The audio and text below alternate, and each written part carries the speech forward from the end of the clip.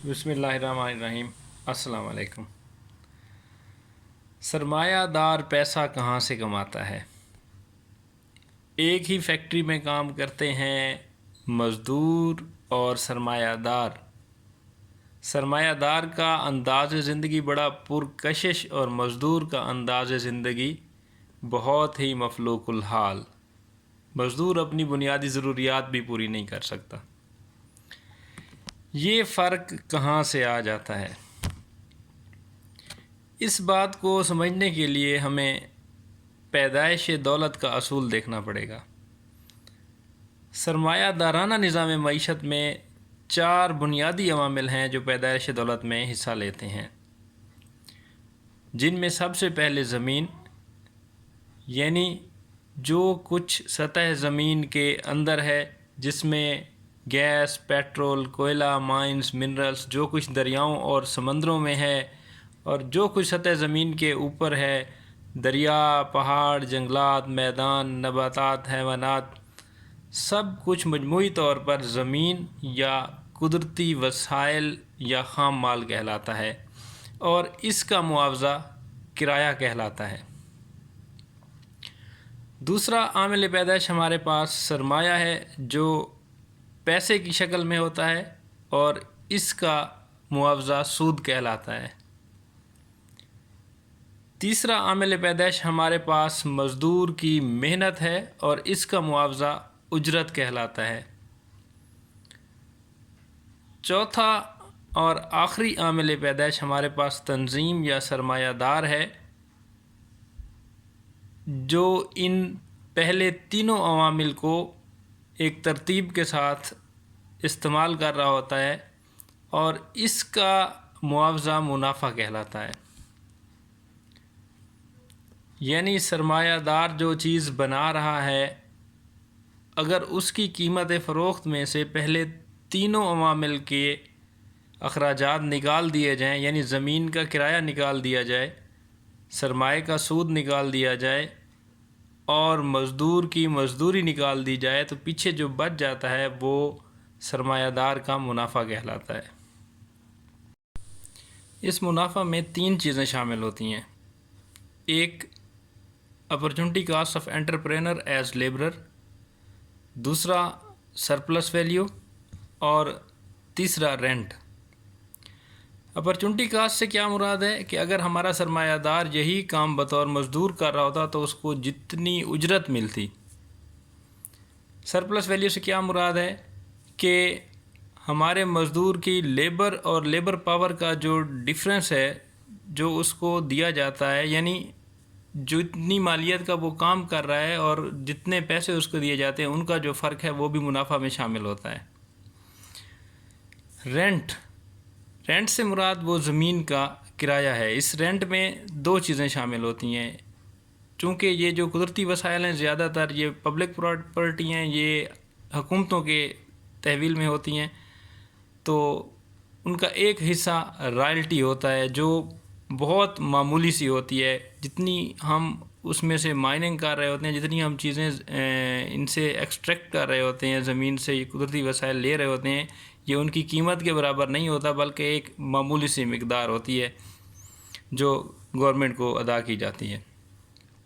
اس کا دوسرا حصہ ہے مینٹیننس کاسٹ۔ اب یہ مینٹیننس کاسٹ کو ہمیں تھوڑا سا سمجھنا پڑے گا۔ بعض اوقات ہم ماحول کو یا قدرتی وسائل کو اس طرح استعمال کرتے ہیں کہ ہم انہیں استعمال کرنے کے ساتھ ساتھ خرچ کر رہے ہوتے ہیں، جیسے کوئلے کو، گیس کو، پیٹرول کو، اور اسی طرح ہم جنگلات کو بھی کاٹ رہے ہوتے ہیں۔ تو جنگلات یہاں پہ یہ جو قدرتی وسائل ہیں، یہ ٹوٹ پھوٹ کا شکار ہو رہے ہوتے ہیں، اور ان کو دوبارہ بحال کرنے کی جو قیمت ہوتی ہے اسے ہم مینٹیننس کاسٹ کہتے ہیں۔ سرمایہ دار یہ مینٹیننس کاسٹ بھی نہیں ادا کر رہا ہوتا۔ موجودہ دور میں اس مسئلے کا حل environmental, social and corporate governance کے مدد سے نکالا گیا ہے، جس میں گرین ڈیویڈنڈ کا نظریہ بہت اہم ہے۔ یہ گرین ڈیویڈنڈ اس طرح کام کرتا ہے کہ اگر کسی ملک کی ہائی وے اتھارٹی کو کسی جنگل میں سے راستہ نکالنا ہے اور وہاں پہ درخت کاٹنے ہیں، تو وہ اتنی ہی مالیت کا جنگل کسی کسان سے خریدے گا جس نے وہ ذاتی جنگل بنایا ہوا ہے اور اس کو تجارتی مقصد کے لیے رکھا ہوا ہے، بیچنے کے لیے رکھا ہوا ہے، اس سے خریدے گا اور اپنے فارسٹ ڈپارٹمنٹ کے حوالے کر دے گا۔ اس طرح جو سرمایہ دار ہے اس سے ماحول کی جو مینٹیننس کاسٹ ہے وہ واپس لے لی جائے گی۔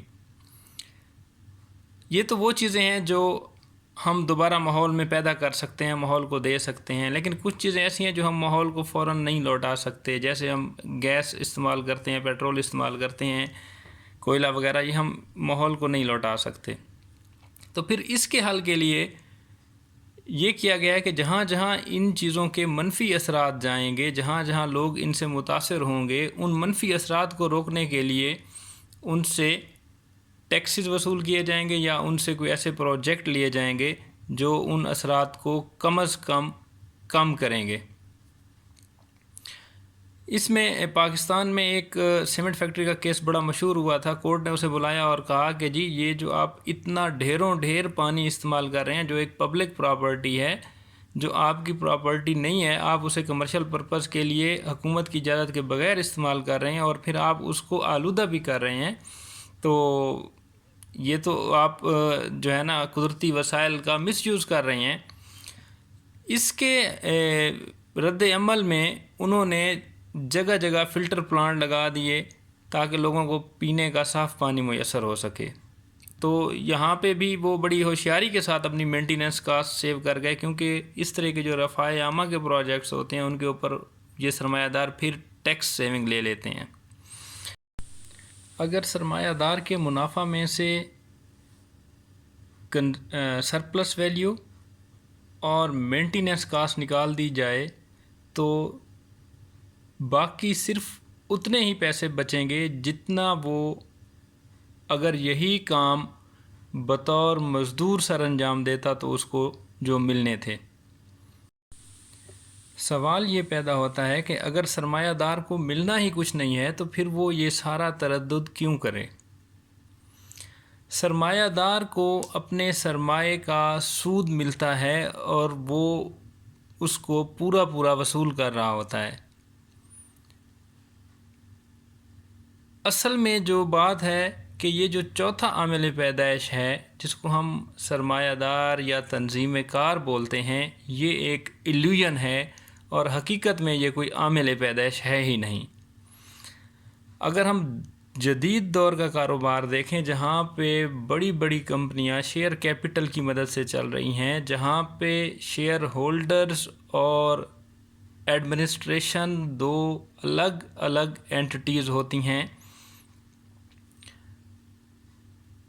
اور وہاں پہ جو اس کمپنی کی انتظامیہ ہوتی ہے وہ وہاں پہ بطور مزدور کام کر رہی ہوتی ہے، وہاں پہ بطور ملازم کام کر رہی ہوتی ہے اور اپنے ان خدمات کے بدلے میں اجرتیں لے رہی ہوتی ہے، ویجز لے رہی ہوتی ہے، اور شیئر ہولڈرز جو کچھ نہیں کر رہے ہوتے، صرف اپنا سرمایہ لگا کے بیٹھے ہوتے ہیں، وہ اپنے سرمایہ کا پورا سود بھی لے رہے ہوتے ہیں اور اس کے اوپر منافع بھی لے رہے ہوتے ہیں۔